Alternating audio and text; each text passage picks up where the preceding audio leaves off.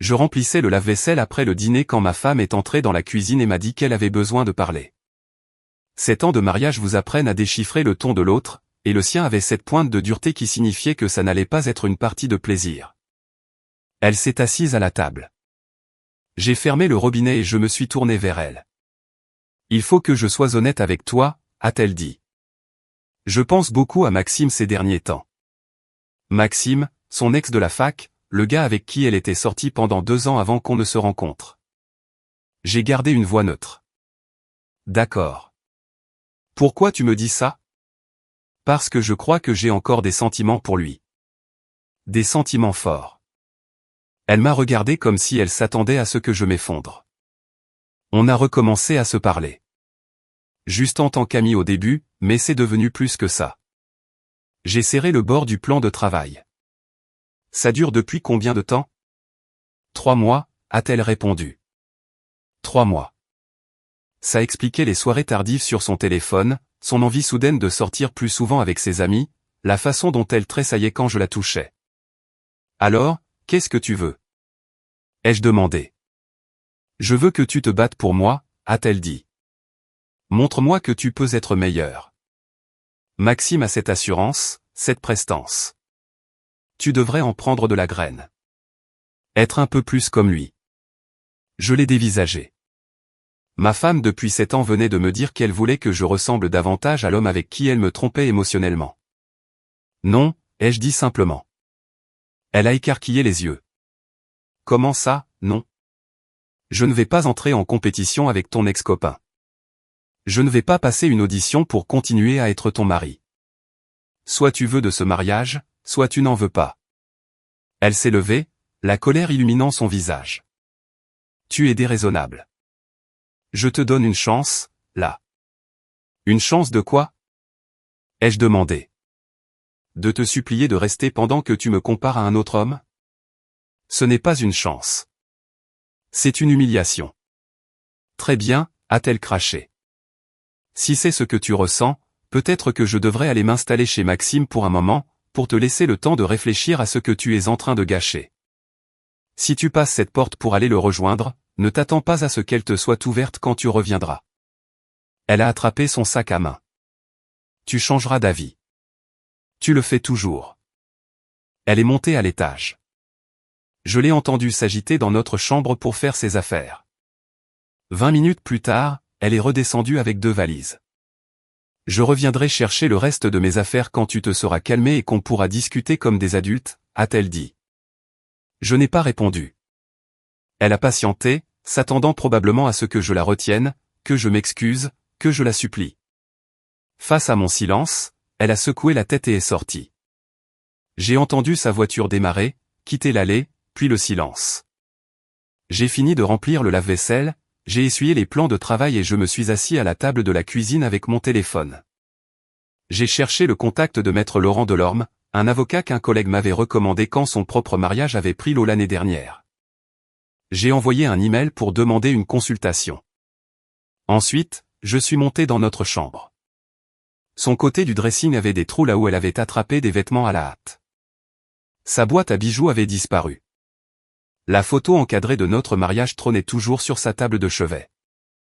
Je l'ai prise et je l'ai regardée pendant un long moment. On avait l'air heureux, jeune, peut-être naïf. J'ai posé le cadre face contre le fond du tiroir et je l'ai refermé. Le lendemain matin, j'ai posé une journée d'arrêt maladie. Pas parce que je m'effondrais, mais parce que j'avais des choses à régler. L'assistante de maître Delorme m'a rappelé dans l'heure et m'a donné rendez-vous pour l'après-midi même. Son cabinet était un endroit calme en centre-ville. Pas de sol en marbre ni d'œuvres d'art hors de prix, juste une petite salle d'attente avec des fauteuils usés et des magazines périmés. Laurent était un homme d'une 50aine d'années, aux cheveux gris et à la poignée de main ferme. Il a écouté pendant que je lui expliquais la situation, a pris des notes et a posé des questions directes. A-t-elle déjà déposé une requête? A-t-il demandé. Non, elle pense qu'elle va revenir. Alors vous avez l'avantage du temps. Laissez-moi préparer les documents. Nous aurons tout sous la main. Ainsi, quand vous serez prêt à aller de l'avant, nous pourrons lancer la procédure immédiatement. Je suis prêt maintenant, ai-je dit. Il m'a observé. vous en êtes sûr? Aucune chance de réconciliation? Elle m'a dit de ressembler davantage à son ex, elle loge chez lui en ce moment, j'en suis sûr. Très bien. Il a pris une note. Je vous préparerai les premiers documents d'ici la fin de la semaine. J'ai quitté son bureau en me sentant plus léger que je ne l'avais été depuis des mois, peut-être des années. Ce soir-là, j'ai fait des listes. Qu'est-ce qui était à moi? Qu'est-ce qui était à elle? Que avions-nous acheté ensemble? J'ai ouvert un nouveau compte bancaire et j'y ai fait virer mon salaire. J'ai changé les mots de passe de nos abonnements de streaming communs. De petites étapes pratiques. Mon téléphone est resté silencieux. Une partie de moi se demandait si elle attendait que je craque, que j'envoie ce message désespéré pour la supplier de rentrer, mais je pensais chaque mot que j'avais dit. J'en avais fini de passer des auditions pour mon propre mariage. 3 jours plus tard, j'ai revu Laurent pour examiner les papiers du divorce. Tout était simple puisqu'on n'avait pas d'enfant. Une fois que l'huissier lui aura signifié ces documents, il n'y aura plus de retour en arrière possible, a prévenu Laurent. Vous êtes sûr de votre choix? J'ai signé. La première semaine a été la plus dure. La maison semblait trop silencieuse. Je m'attendais à entendre sa voix, ses pas. Mais dès la 2e semaine, j'ai commencé à apprécier le silence. Je pouvais regarder ce que je voulais, manger ce que je voulais, sortir et rentrer sans avoir à me justifier. J'ai accepté des invitations que je déclinais depuis des années. Je suis allé à la soirée poker d'Antoine. J'ai repris le chemin de la salle de sport. Je n'essayais pas de devenir quelqu'un d'autre. Je me souvenais de qui j'étais avant. J'avais passé 7 ans à essayer de rendre quelqu'un d'autre heureux. Et j'ai réalisé quelque chose d'important. Elle ne me manquait pas. C'était l'idée que je me faisais d'elle qui me manquait, la version de la femme que j'avais épousée. Cette personne avait disparu. Elle avait été remplacée par quelqu'un qui trouvait normal de me demander d'entrer en compétition avec un ex pour obtenir son affection. 3e semaine. Je suis allé à une fête de quartier dans le parc. Je prenais un burger à un stand quand j'ai entendu mon prénom. Chloé et Sophie. 2 amies proches de ma femme. Des personnes qui étaient à notre mariage et à nos barbecues se trouvaient là. Salut, a dit Chloé avec surprise. On ne s'attendait pas à te croiser ici. On a appris ce qui s'est passé, a ajouté Sophie. On trouve qu'elle a complètement perdu la tête. Ce qu'elle a fait a dépassé les bornes. Leur franchise m'a pris au dépourvu. Ça faisait du bien d'avoir quelqu'un qui validait le fait que je n'étais pas fou de refuser de rentrer dans son jeu. Tu devrais te joindre à nous, a proposé Chloé en montrant l'endroit où un groupe de musique s'installait. On est juste là pour profiter du concert. C'est ce que j'ai fait. Pour la première fois depuis des semaines, je me suis vraiment amusé. Au bout du 3e mois, j'avais une routine. Boulot, sport, sortie entre amis. La requête en divorce était prête à être signifiée. J'avais appris par des amis communs que les choses avec Maxime ne se passaient pas très bien. Apparemment, être la roue de secours de quelqu'un n'était plus aussi séduisant quand on réalisait que c'était le cas.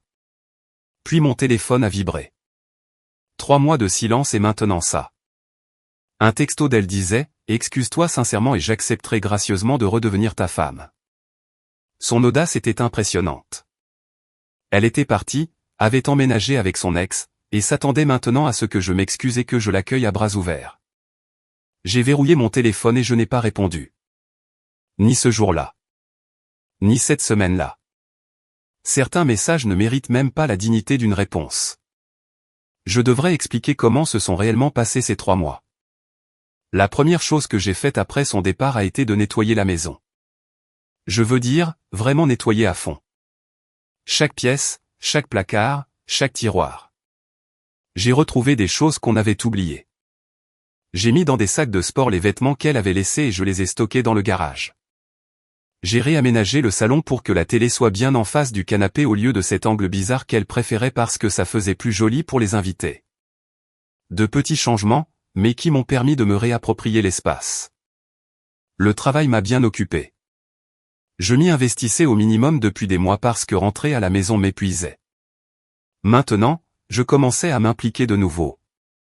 Je me suis porté volontaire pour un projet qui nécessitait des déplacements en région 1 fois par semaine. Ça me faisait sortir de la maison et me donner un objectif sur lequel me concentrer. Les soirées poker chez Antoine sont devenues une habitude. J'ai plus ri lors de ces soirées que je ne l'avais fait depuis des mois. J'ai pris un abonnement à la salle de sport et j'ai commencé à y aller avant le boulot. Ça faisait du bien d'avoir de nouveau des courbatures, d'avoir un exutoire physique pour évacuer tout ce que j'encaissais. Vers la 4e semaine, je suis tombé sur Thomas, un ami dont je m'étais éloigné parce que ma femme ne l'avait jamais apprécié. On a repris contact. Il venait de se fiancer et avait l'air sincèrement heureux. On a commencé à se voir régulièrement pour boire un verre. Ça m'a rappelé qu'avant, j'avais une vie en dehors de celle qui consistait à essayer de rendre quelqu'un d'autre heureux. À la 5e semaine, Chloé et Sophie avaient coupé les ponts avec ma femme. Elles les avaient appelés en pleurs après la première semaine, disant que Maxime avait changé. Elles lui ont répondu qu'elle n'allait pas lui servir de béquille émotionnelle après ce qu'elle m'avait fait. Elles l'ont bloqué après qu'elle les a accusés de trahison. Leur choix de se ranger du côté des principes m'a fait l'effet d'un cadeau inattendu. Elles m'ont invité à une soirée quiz dans un pub. J'y suis allé. Puis j'y suis retourné. Il n'y avait aucune ambiguïté romantique. C'était juste des amis qui passaient un bon moment sans avoir à marcher sur des œufs. Chloé était incollable en pop culture. Sophie gérait tout ce qui touchait aux chiffres. Moi, je m'occupais du sport et de l'histoire. On a tissé des liens sans aucun drame. J'ai attendu de voir si elle allait se manifester. À la 10e semaine, des messages ont commencé à arriver d'elle et même de sa mère. J'ai gardé des réponses polies mais évasives. Je n'allais pas faire semblant que tout allait bien. 12e semaine. 3 mois complets depuis son départ. J'étais au resto avec Chloé et Sophie quand mon téléphone a vibré. Elle m'avait écrit « Excuse-toi sincèrement et j'accepterai gracieusement de redevenir ta femme ». Je l'ai lu à voix haute. Elles m'ont toutes les deux dévisagé. C'est vraiment ce qui est écrit, a halluciné Chloé. Mon téléphone a vibré 3 autres fois pendant le dîner. Je les ai ignorés. En partant, j'ai regardé les messages. Tu te comportes comme un gamin, disait l'un d'eux. Très bien, sois têtu. J'ai fini de jouer. Il faut qu'on parle. Mes amies étaient furieuses pour moi. Tu ne vas quand même pas répondre ? A demandé Chloé. Aucune chance, ai-je dit. Au cours des jours suivants, son ton est passé d'exigeant à confus. Pourquoi tu ne me réponds pas ? A-t-elle écrit. Il t'est arrivé quelque chose ? Ton silence est cruel. Le coup de la cruauté m'a presque fait rire. Le week-end, j'ai décidé de m'attaquer au tri de la chambre d'amis. J'ai trié des années de bazar en 3 piles, à garder, à donner, à jeter. Le dimanche soir, la pièce était vide et la maison semblait respirer. Mon téléphone a sonné. Pas un texto cette fois. Un message vocal. D'accord, j'ai compris. Tu es en colère, mais ça commence à bien faire. J'ai fait une erreur. Maxime n'était pas celui que je croyais. Rappelle-moi pour qu'on puisse discuter comme des adultes. Je l'ai supprimé. Le lundi, j'ai appelé Laurent. Faites-lui signifier les papiers aujourd'hui. Il l'a fait. Le commissaire de justice lui a remis l'assignation en divorce à 15h47. Elle a signé le récépissé. J'ai envoyé un pouce en l'air à mon avocat et je suis retourné bosser. À 17h30, mon téléphone sonnait. J'ai rejeté l'appel. Les textos ont commencé à pleuvoir. Tu as demandé le divorce sans même m'en parler. C'est du délire. Je passe ce soir. On va régler ça. Elle avait l'intention de débarquer à la maison. J'ai appelé Chloé. Question comme ça, ai-je dit. Qu'est-ce que vous faites ce soir, Sophie et toi? Rien, a répondu Chloé. Tu veux qu'on se voie? Mon ex vient de recevoir les papiers du divorce et elle menace de débouler chez moi. Je préférerais ne pas l'affronter seule. On est là dans 1 heure, a assuré Chloé. J'ai pris des pizzas sur le chemin du retour. On s'est installé dans le salon avec des bières et nos parts de pizza.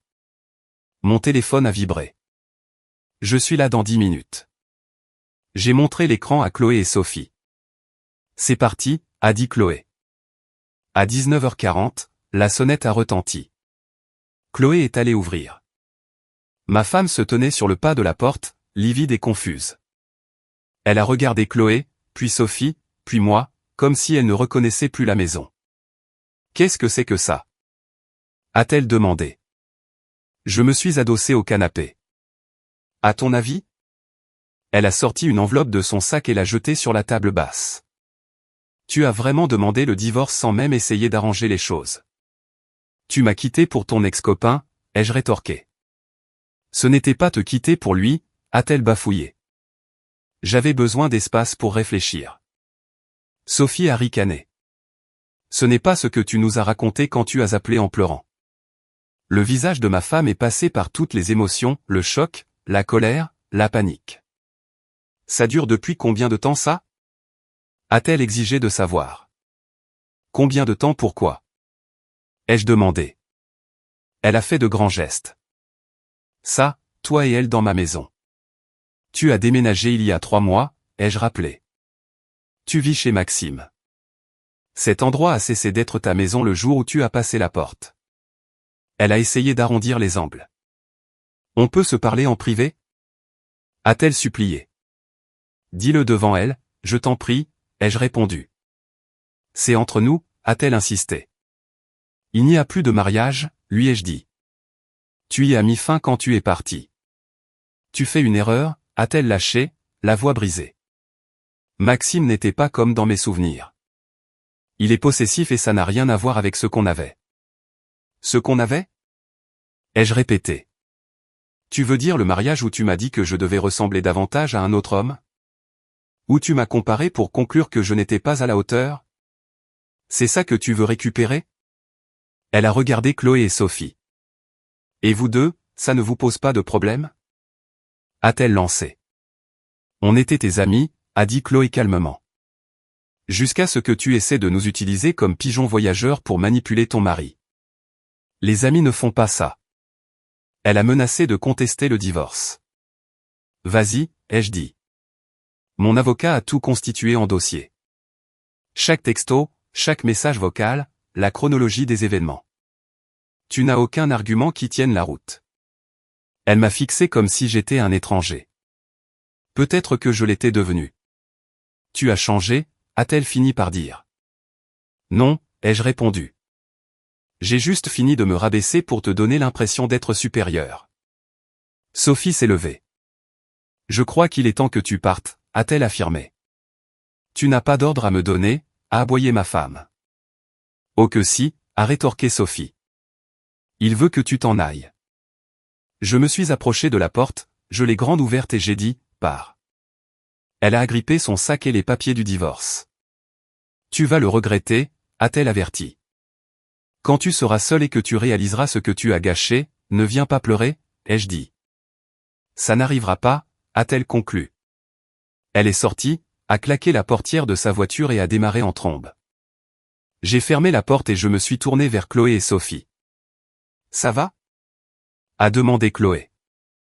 J'y ai réfléchi et j'ai réalisé que je me sentais plus léger que je ne l'avais été depuis des années. Ouais, ai-je répondu. Je vais très bien. On a discuté encore 1 heure de choses tout à fait banales. Vers 22 heures, elles sont parties. Merci d'avoir été là, leur ai-je dit. Quand tu veux, a répondu Chloé. C'est à ça que servent les amis. Plus tard, j'ai envoyé un SMS à Maître Delorme. Elle a eu les papiers, elle a fait une scène, mais c'est fait. Prochaines étapes, a-t-il répondu. Parfait. Elle a 1 mois pour répondre. Nous aviserons à ce moment-là. Plus qu'1 mois et ce chapitre serait définitivement clos.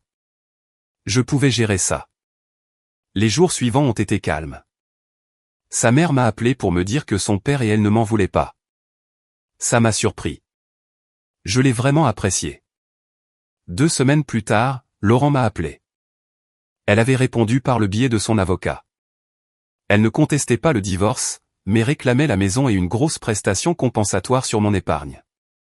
Son avocat lance une bouteille à la mer, a dit Laurent. Nous allons riposter avec un partage équitable et on verra ce qui se passe. Après un autre mois de tractation, nous sommes parvenus à un accord. Elle a eu droit à quelques meubles, sa voiture et une petite partie de nos économies communes. J'ai gardé le bail de la maison, l'intégralité de mon épargne et tout le reste. Le jour où le divorce a été prononcé, Laurent m'a appelé.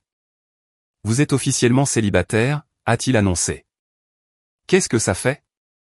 J'ai regardé mon salon, cet espace que je m'étais réapproprié, la vie que j'avais reconstruite, les amis que je m'étais faits.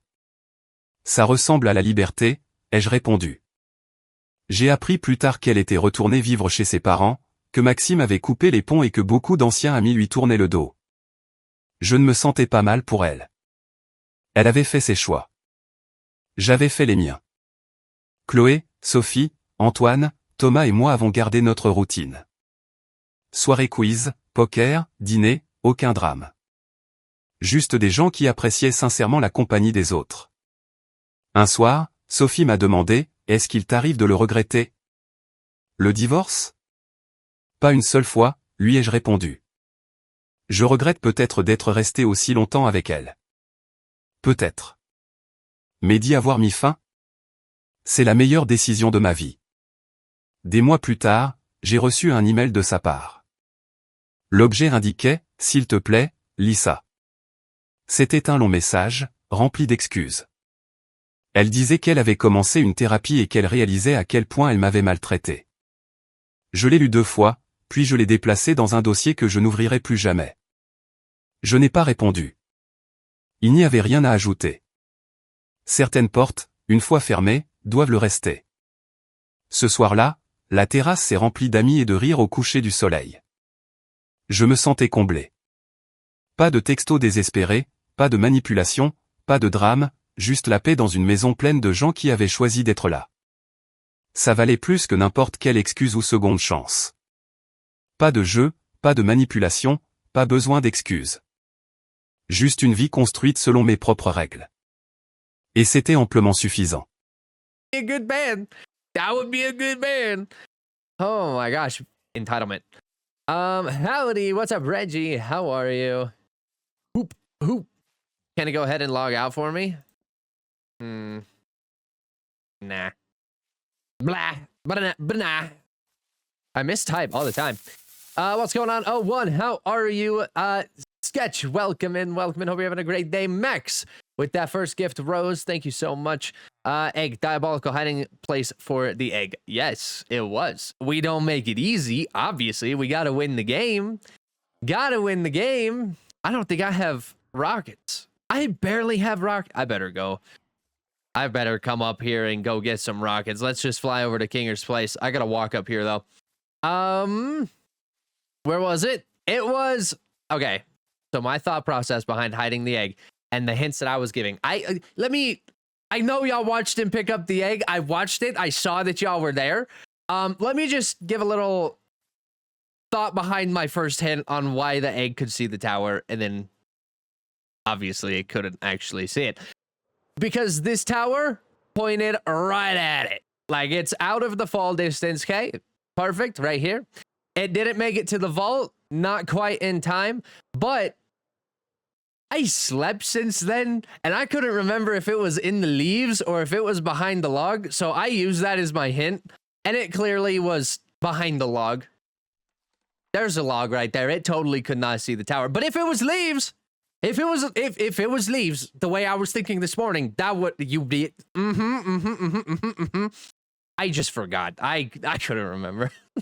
What's up, Saul? How are you? Natalie, hello. Get to walking, buddy. I have one more rocket. I better go get myself some rocket. What's going on, Oval? How are you? I'm at work. Oh, okay. Well, that's where it was hiding. When I looked up there and it was up in that tree. That's where it was. That's where we had it hidden. Mandy, thank you so much for the follow. I appreciate you. Best building type? Whatever you think is the best. It's a personal preference. Zach, what's going on? Welcome in. Lily, hello. I'm doing good. How are you? I'm wonderful, Oval. Thank you so much. Kiana, hello. What's going on? Saul, what's happening? Who found it? Kinger did. Kinger now has the egg, so we're going to go hunt it down. But I have to go get rockets first. Kiana, thank you so much for the heart me and the go pop. I appreciate you. Jandra, hello. Welcome in. Okay, those of you who don't know what's going on and you've only seen me from your For You page, we are on the Clockcraft SMP and we are currently doing an egg hunting game called Egg Snatchers. If you guys want to see what it is about and listen to the rules, you guys can go follow the Clockcraft account, the official Clockcraft account, which is just clockcraft.smp right here on TikTok. But there's a video that explains the rules, what's going on, what's happening with it, and we have 1 week to accumulate our points. And right now, Kinger has that egg, so we better go get ourselves this egg again to make sure we're holding on to this. I also barely have any diamonds. Oh my Lord, have mercy. All right, we're going to just take a couple of stacks. One for later, and then one for now. All right, let's go empty out our shulker box, or our inventory.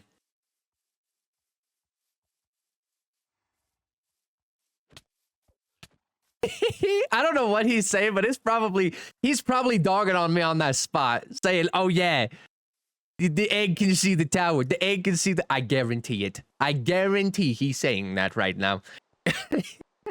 Arsh, what's going on? How are you?